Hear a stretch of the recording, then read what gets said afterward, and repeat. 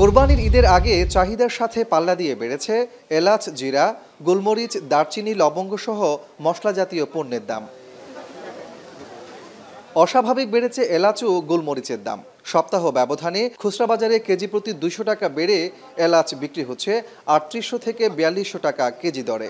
গেল এক বছরে এই পণ্যটির দাম 50% বেড়েছে। গোলমরিচের দাম কেজি প্রতি 200 টাকা বেড়ে বিক্রি হচ্ছে 1100 টাকায়।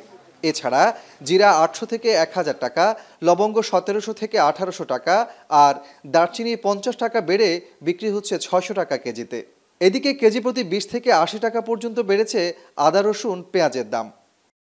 সব কিছুর দাম চাহিদা ঠিক আছে, শুধু এলাচির দামটা একটু বাড়তি।